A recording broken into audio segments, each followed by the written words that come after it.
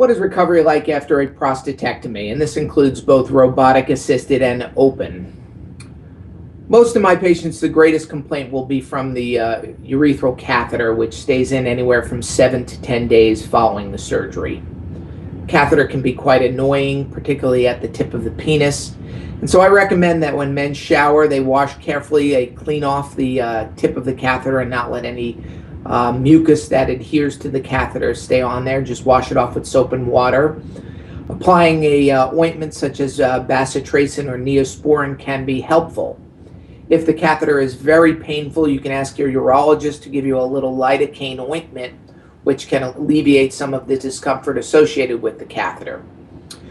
Most men can walk around wearing pants, and they'll wear what's called a leg bag, which attaches to your leg, and the urine can drain through the catheter into that bag. At night, in order to sleep through the night, you can change that leg bag over to a larger bag that can just hang off the side of your bed. You should not sit in a position where your legs are crossed or bent for long periods of time, as any kind of pelvic surgery puts you at risk for developing a blood clot in your leg called a deep vein thrombosis. So it's actually beneficial to be up and moving about and walking as often as you can. You could sit for meals with the family or to watch TV for a little while, but after 30 minutes or so, you should stand up and move around. You should avoid any long car trips or airplane rides while the catheter is in place. I don't recommend men driving while they have the catheter in following surgery, and I usually wait until the catheter comes out before they start driving.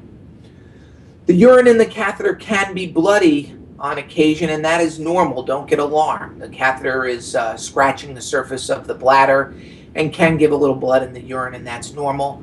Just drink a lot of fluids to help try and keep that clear. Other things to be careful about after surgery is getting constipated. If you are taking any narcotic pain medicines, it can set you up for constipation. So you might want to try a little stool softener using docusate sodium or Colace, and Senecot can sometimes help. If you're prone to it, you may want to get a little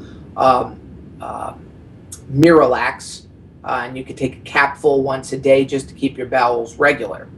Showering is fine, but I would avoid submerging yourself in a pool or tub of water in order to avoid getting infections in your bladder. Otherwise, I recommend in the immediate post-operative period eating foods that are easy to digest, such as pastas, soups, cereals. Try not to eat foods that are hard to digest, such as steaks and big meats.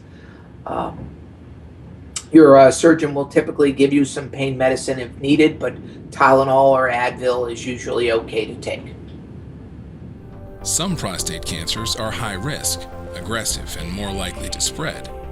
Others are low risk, least likely to have bad outcomes. The biopsy says cancer, but current diagnostic tools provide limited information about how aggressive a man's individual disease is. So most men decide to treat prostate cancer immediately.